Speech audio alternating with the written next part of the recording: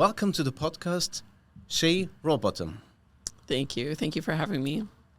Shay is a very influential person on LinkedIn, so the professional social media platform, as I think that will be the best explanation. She ran a social media agency, quite successful. To her clients, they are very prominent persons on her clients list, but her focus has changed a bit over the last few months, as I could follow on your LinkedIn page. And that's why we have a talk today, because the topic we are thinking about, as you will experience, is quite a hot topic at the moment, I guess. It's very important. So, Shay, thanks for being with us. Yes, thank you for having me, Stefan. And now I got that cryptic introduction. That's a great introduction. Thank you. Could you explain what you're actually, where you have shifted your focus to? Yes. So, I think that the first thing to acknowledge and address, which is very important for anyone going through a career transition, a major life change, is we don't always know what we want. We first figure out what we no longer want. And that was me. I realized I don't want to do this. And I actually knew for a while that I was out of alignment in my career as a LinkedIn trainer and running a LinkedIn marketing company. It's just, I grew very quickly on LinkedIn. You did?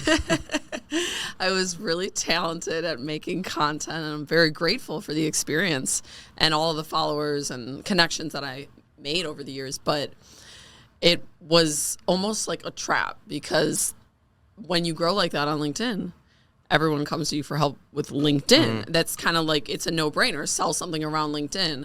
But my heart was not really in LinkedIn. I did have a marketing background. I had sold my first company up in Wisconsin previously that was also digital marketing related. And it was just the way that I was used to making money.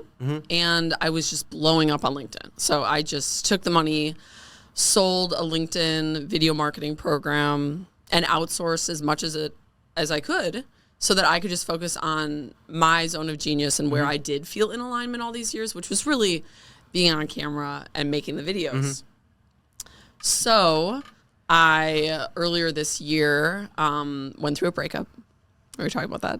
And my ex, God bless him, we're still friends. He was part of my business, and he actually did a lot of the coaching and ran the program that I was selling.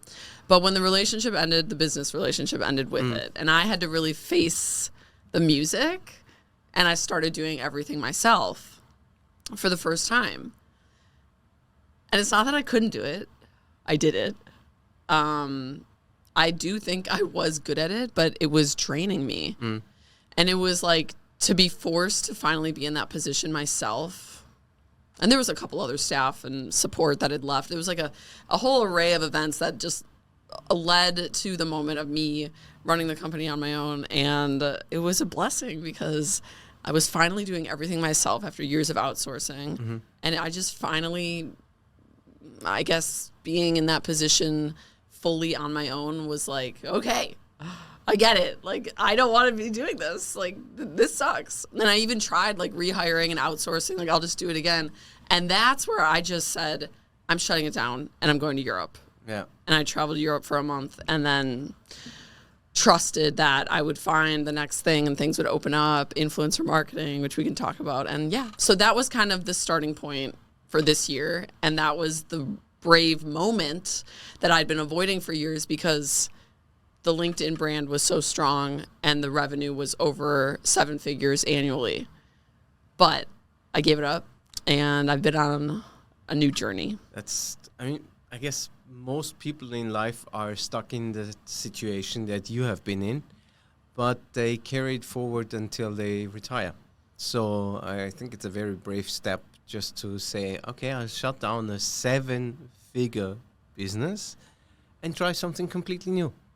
Yeah, and thank you for acknowledging that. I do have a lot of empathy for people in those positions now.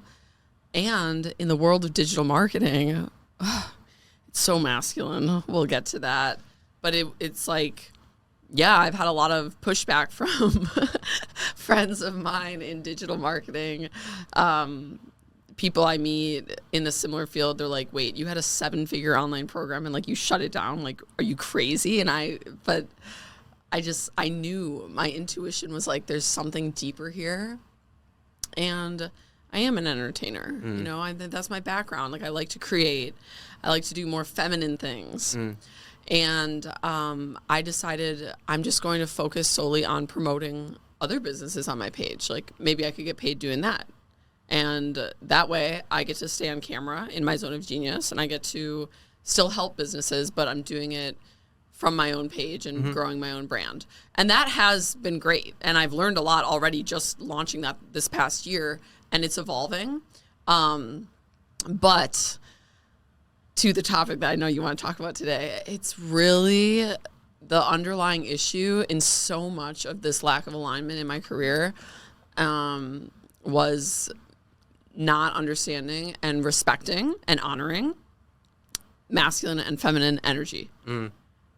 I think that's a current problem. It's a current challenge that we face because the borders between genders are diluting, or people try to Gender sameness. Yes. Yeah. Which is, I wouldn't call it that way. But yeah, my kind of business, or the business where I'm in, which is the aviation industry, is 95% masculine. You have only, or I'm generalizing, let's say so. I would say 95 or 99% of the managing positions are taken by men. So it's when you go through a conference, I always say it's a sausage party. Yeah, exactly. And that's how people behave. You know, it's very dominant. It's very... And it's proof that men and women are inherently different. Like, is the aviation industry sexist, Stefan? Not at all. You Exactly. know? But I guess as it gets more technical, it gets less feminine. Yeah. And women aren't drawn to that line of work for a reason. It's not in their soul and spirit to do that, at least not most. I was definitely very influenced many years ago when I became an entrepreneur by another boyfriend who, God bless him as well, taught me a lot, but hated me being feminine. Hated it. And I didn't know at the time. I didn't know what was happening. All I knew was, you know, I was trying to make it as a musician. I was in my feminine, perhaps. You were a musician? Yeah. Yeah. So I was originally a musician. This is how I got into video marketing. I was a rapper and a singer in Milwaukee, where I'm from. Always since I was little wanted to make music, and I did it for years. I just had no business acumen. I was very naive when it came to marketing. So what led me to video was actually I started to hire videographers to shoot music videos for me. I ended up falling in love with this guy who was a videographer. We were young. We were both so unaware, you know, but I respected him and I looked up to him so much because he had his own business. It wasn't great by any means, but, you know, I was still waitressing and I was enamored by this man. I loved him. He said, you know, let me teach you how to edit. You can make money doing what I'm doing and, like, put the music aside for a while. I said, okay, sounds good. But that ended up being a 3.5-year relationship where my life just became this man and business. And we grew together. We evolved. We actually had a very successful company looking back for what it was because we were both so wounded.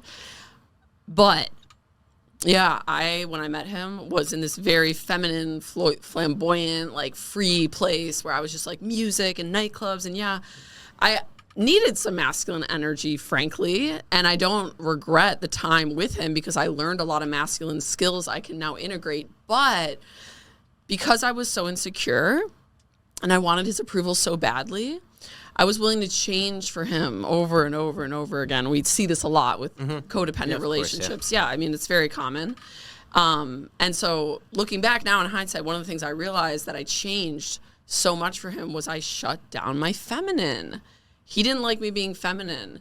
He didn't see the value in the things I was interested in. You know, oh, I'm going to make a to-do list for the new apartment we just moved into. I'm going to buy curtains and decorate and make the space, you know, energetically vibe with me. Like, that is what I was called to do, and that was how I always was. Why are you doing this? This is a waste of time. How is this producing money? You know, he would even shame me, like, when I would go to the mirror to put on makeup before my waitressing job. I remember him saying, like, oh, is your boss paying you for the hour before work to put on makeup? And, you know, it just, I was so young, my brain was still forming, and I was so easily influenced. I just, like, okay, I guess these things aren't valuable. This man that I love, that I want to be more like, doesn't value these things. And it was a slow burn of me just becoming more and more masculine, more like him. You know, by the end of the relationship, I was just like a carbon copy of him. And it had taken years to get his voice out of my head.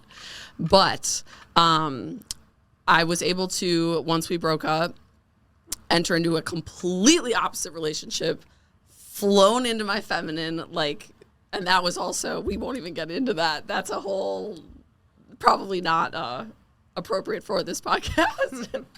But it was starting to show me the difference and the polarity, and I started to figure it out. Like, wait a minute. Oh my gosh, like, I was in my masculine before. That's why I was so unhappy. And frankly, not even really good at what I was doing. Once I got flown into my feminine, which this second guy was really good for, that's when I blew up on LinkedIn, because I had so much energy to make fun videos. I was going viral. I was attracting. I was sexy. I was like in flow. And so it's been a dance back and forth of learning to embrace my feminine again and feel safe letting her out, because I see now how that artist in me, my true essence, who I really am, was very wounded for having exposed that part of myself to this man, the original boyfriend. And so there's a lot of courage and bravery to come back online as the feminine being that I am and express that. And that's where I found Jesus, and he's helping me to feel safe. And I have boundaries now. I've learned a lot. I'm not going to let another man shut that part of me down or make it wrong. So, yeah, if you play a role that's not supposed for you, then you're, as you said, you're just a carbon copy. Then you're never the original, and you can never be comfortable. We all have roles, or we all have our place. And when a traditional woman, I think that's the right diction in the US at least, takes over a masculine role, then it's displaced. You know, exactly, and it's funny because I remember, Stefan, the moment that I realized that I had been had was like, it was right after the breakup. Mm-hmm. I was starting to learn about spirituality and enter into the spiritual community. I was doing things like, you know, theta healing and meditation, plant medicines, and all of these things. And I had this life coach. And I remember talking to him about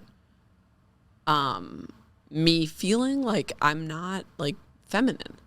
And I was trying to figure it out. I was like, am I just masculine? Because I had been so masculine for so many years at that point. I was used to it. And I was like, am I gay? Like, I was like trying to figure it out. Like, I was like, maybe I am. I don't know.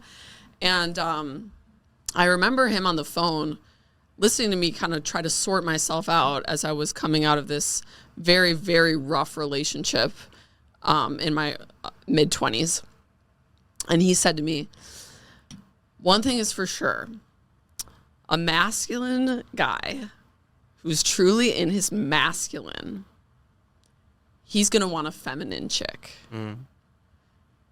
And I remember the moment he said that to me, my heart fell into my stomach and I wanted to puke, because I realized, oh my gosh, like, I do want to be with a masculine man, but I thought that man I was with was masculine, but he didn't want me to be feminine at all. And he just programmed me away from, you know, influenced me to be more and more masculine. Whatever that actually says about him, different kind of story. Exactly. I mean, and that's the thing. It says a lot about me too, that I was so easily influenced. I was young and very impressionable, but yeah, he definitely influenced me. And it goes back to the story of my parents. I was telling you last night, like my dad also shamed my mom a lot for being feminine. So we naturally repeat the pattern. But that moment when he said that was when it was like, how do you explain when you know something angers you so much, you realize like the part of yourself you shut down that you denied, and it's almost too painful to bear. Like I remember the moment being like, oh my gosh, like so this whole time, like there are men out there who would accept me being feminine. Like why do I think that I had to be so masculine to like get the approval of men? And my dad and him. Yeah, exactly. A general society program that's currently running. You know, Yes. Women need to be more masculine. They have to have their own income. They have to be equal to men, but we are not equal. Just look at our bodies. They are not the same. And you want to have someone who's complimenting you, not competing with you as a man. Mm-hmm. Exactly. And that right there, that was the big one, Stefan. Like in my journey of just taking the leap into like what I actually want to do this year, how I actually want to make money from my soul, from my feminine spirit, I realized I had a lot of belief system around competing with men. Mm. I thought I had to be rich. I thought I had to make all this money. I'm like, who cares? You know, and I have this friend, she said to me, she's like, I was the same way. I was trying to make so much money. She also was in digital marketing. And she's like, I just realized, like, why do I need all of this money? Anyways, that's my future husband's job. And I was like, oh, exactly. Like, what a relief that feels like. Like, why are we killing ourselves to compete with these men? Like, I just really let go of the need to make more money than the guys around me. And I realized it's ironic because I find now that I'm more in my feminine, I actually attract even wealthier guys. Yeah. I'm like, okay. Yeah, of course. And no one is upset. they want to have someone complimenting them, not competing with them. And as we men create so much stuff because we cannot create life. Women have the biggest superpower anyone could have. You create life. We cannot do that. We cannot leave a legacy. Women leave a legacy just by their children. Men don't, actually. You need one man to impregnate a whole town, but you need 1 million women. So that's... Right. I think there's a couple of things going on here. You know, I think it's like there's been a lot of pressure, especially here in the West society, for women to be more like men. Get into the workforce, compete, climb the corporate ladder. It's no doubt starting to show its negative effects on the family model, the children at home, not having a primary caregiver there all the time to cook meals, and you know the way that children are even growing up with these 2-income households, I think is a disservice to the potential of the family unit. If there is a family unit. Yeah, if there even is, because there's so much divorce and stuff, which I think is also a result of people not understanding polarity, it being a power struggle, which like I said, I was in it, so I get it. But the other thing that's happening, so there's a lot of pressure from the outside where women feel like, okay, I have to be more like men now, I have to compete, I have to succeed. But there's also, back to the story of what I went through, there's just a lot of wounded men. Yeah. And wounded men, not in their masculine, don't actually want a feminine woman because it threatens them. So then there's women who are also wounded, who attract this wounded man. And similar to what I went through, that man also pushes them into a masculine place because that man is not safe. He's not worked out his own issues. He doesn't have boundaries. He's not stable. And so the woman is forced to step up and take on some of those masculine roles. Yes, I guess when a man or a boy grows up with just his mother, then the mother also has to serve both roles. So also the one from the father. So he's used to have a masculine woman beside him at least. So if someone is coming with really feminine traits, it confuses one probably. Yeah? So again, I'm just generalizing, let's say, but probably that was the question that you had, or the challenge that your first boyfriend had. 100%. I don't know, probably. Huh? Well, it's just trauma. It's just seeing the way that our parents were when we grew up. Like I said, I didn't know what the term masculine or feminine, I didn't know what that meant. It's actually quite negatively thought of currently when you say masculine and feminine. It's just everything is one big mess. Mm-hmm. And everyone's like there's definitely a complete distortion going on. I think that we're at the peak insanity with like gender dysphoria, if you want to call it that. You know, people actually going to the extreme of surgically altering their bodies to change their God-given gender. I mean, wow. You know, I have nothing against homosexuality or people, you know, doing whatever they want, but I think that is a really extreme route to go and a reflection of how disconnected we have fallen as a society from God and from our true nature, and just from the relationship with our bodies, being in touch with our bodies, feeling like, yeah, you know, there's always going to be, oh, I wonder what it would be like to be like that, or I wish this was a little different on me. Oh well. But true power is in learning to just accept yourself fully as you are. I mean, that's beautiful. Yeah. And if you're always changing, I think you're chasing something that's not going to be there. It's like people in our society try to take the easy route, which is alternating what you dislike, like huge long nails and eyelashes and all that kind of craziness. Just get into a decent relationship with yourself, and then the way to happiness is actually much more open, because when you're just alternating things that where you project your unhappiness on it, which is just putting the cart before the horse. But we are not taught to do that. It's not. I think it's not actually wanted by society that people wake up and say, "Listen, all you do is probably not the right path. Probably you work on yourself a bit more, then you will be happy." And as you said, with those gender alterations, I've just learned that in the US, this starts with a very young age where children cannot decide. No. We don't let.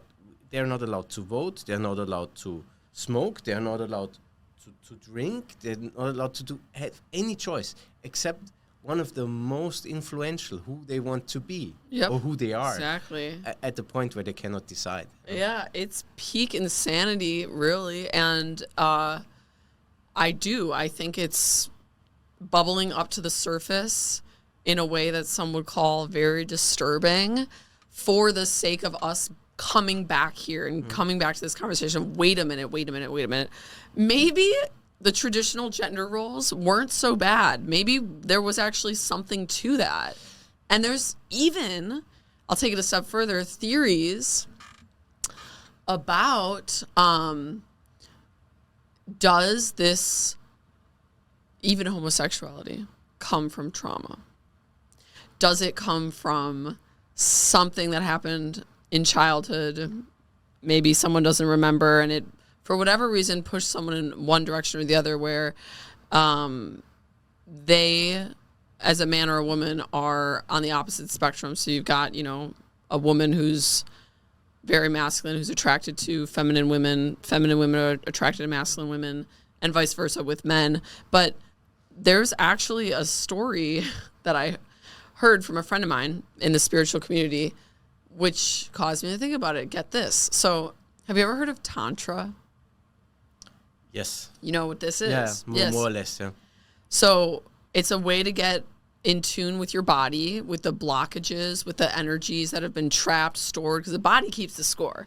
Our mind won't always remember, but our body will. And there was this 10-day Tantra retreat that this gay couple, 2 gay males went to. And they'd been together for years, super spiritual. They like to, seek and explore, and that's all great. Well, after 10 days of doing Tantra and diving deep into the healing process and clearing traumas and realizing new things about themselves, at the end of the 10 days, the one guy looks at the other guy and he says, "I'm not gay." Really? And the other guy said, "Me neither." Sorry. So, and it's just a story I heard, but I believe it. It's like, maybe not every single case of homosexuality, but maybe there's something there. You're telling me these men knew they were gay, had committed, fully identified their whole life, were a couple, shebang, open, no problem, gay pride, and then they do a 10-day Tantra retreat and they both come out and say, I want to go be with a woman now. What? Like, there's something there. Like, that fascinates me so much. And I do get the Christian perspective of, God had created a man and woman. He wants a man to be with a woman. I also don't demonize homosexuality, and I think that, casting things out as illegal or forbidding them doesn't really do much to help. We as a society just have to move through the processes and motions and let people figure it out on their own, which I think is now happening with the trans movement. I think there's enough people that have transitioned, that have taken the hormones, that have altered their bodies in really catastrophic ways, sometimes irreversible, that are starting to finally speak out and say, wait a minute, I regret this. This was wrong. I was just looking for a coping mechanism because I don't know how to love myself. I didn't have the tools, resources, the school system, society, the media told me this was what was going to make me feel happy, and I believed it and I went for it. And now my voice is permanently low, it's wild. You realize we get a lot of controversial comments when we post this. Will we? Probably. I mean, but it's necessary. Like, people need to start talking about this. I'm not opposed to people doing what they want. I think pro-choice, pro-freedom, give people options, give people choices, and let this perspective be heard. Let the perspective be heard from a woman who's been intermasculine, who's been very successful, who's played both roles, to be able to come forward and admit, oh my gosh, I'm so much happier when I'm just a woman and I don't attach myself to, I got to make more revenue, or I got to produce, I got to compete with men. When I let all that go and just let myself wake up and flow, and what's going to make me feel sexy today? Like, what's going to make me feel free? How can I serve others? How can I give? Wow. I can't believe that I was made to believe that this was not valuable, that this was not wanted by society. And now I'm waking up and I am declaring to the world, I want to be a woman. I want to be feminine. I want to work the jobs and do the videos that put me in that state of flow. Because it's, at the end of the day, it's just about being happy. And I think a lot of women out there are in denial about what really makes them happy.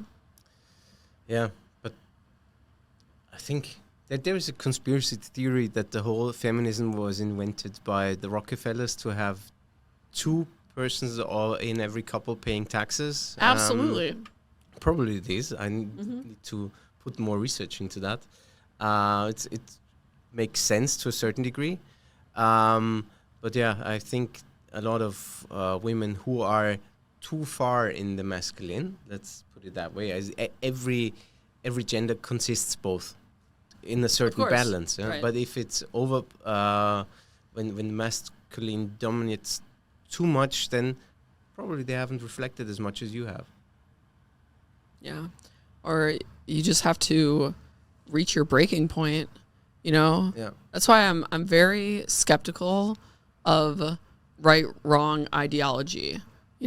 This is good, this is bad, it's like, I'm here saying on this podcast from my experience, I've been masculine, I've been feminine. Feminine is way better. To me, it's way more powerful. To me, it's where God wants me. It's where I'm happy and it's where I'm aligned. And I intuitively think a lot of women could feel the same. And that's why I am sharing this message. And if you don't feel the same and you're like, no way, Shay, I'm, a masculine woman and I like to compete. Fine. Oh, good. Exactly. Because, everyone is on their own journey. I might be right. She might be right. It doesn't matter. People have to get there in their own time and work through their own process to get there. For me, it was a lot of dancing back and forth from the feminine, masculine. So I had that one relationship, pushed me into my masculine hardcore. I mean, I'm still recovering my divine feminine and the artist in me from that relationship. Then the next one got flown into my feminine, but that guy was also very abusive. And what's the quote? Like, the biggest coward is a man that awakens a woman's love with no intention of loving her. Mm-hmm. That was that guy. Speaking of Tantra, he was very good at getting that feminine out of me, but he didn't really love me. And it ended. And then the relationship after that, I went back into my masculine because I got hurt again. Mm-hmm. So it was like, okay, feminine's out. Oh, this is great. I feel, and then I get hurt, and then I go into my masculine shell, attract a feminine guy, do that dance all over again. Wait a minute, not this either. Oh my gosh, you were living the extremes. Yes, I was, and it's nice now because I do 100% know, without question, I am a very feminine woman. So the pendulum came to the middle.